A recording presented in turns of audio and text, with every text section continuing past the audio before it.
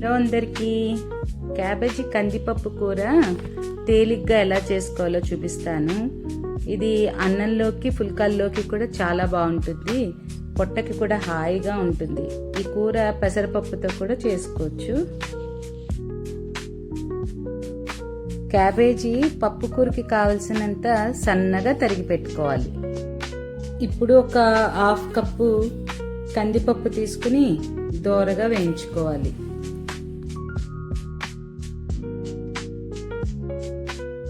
ఈ కందిపప్పు దోరగా వేగిపోయింది. స్టవ్ ఆఫ్ చేసేసి కుక్కర్లో వేసి శుభ్రంగా కడుక్కుందాం. తరిగిన క్యాబేజీ మొత్తం పప్పులో వేసేసుకుందాం. తగినన్ని నీళ్లు పోసి 4-5 విజిల్స్ వచ్చే వరకు ఉడికిద్దాం.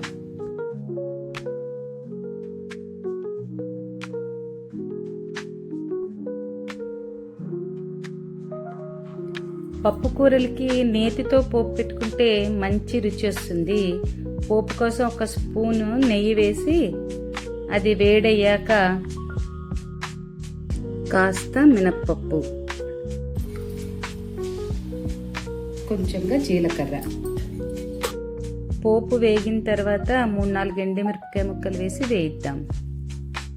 కారం కోసం 3-4 పచ్చిమిరపకాయలు ముక్కలుగా తరిగి పోపులో వేసి వేయించాలి.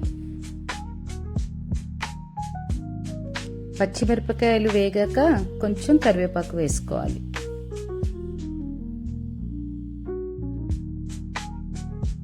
కొంచెంగా ఇంగు వేసుకోవాలి. పప్పు కూరలో ఇంగు వేసుకుంటే కమ్మగా ఉంటుంది రుచి. కొంచెంగా పసుపు.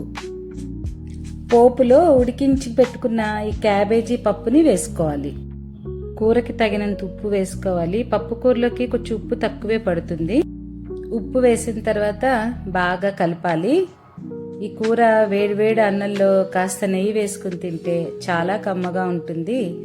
డైటింగ్ చేసే వాళ్ళకి కూడా బెస్ట్ ఆప్షన్. 1-2 నిమిషాలు ఉడికించుకుని దింపేసుకోవచ్చు.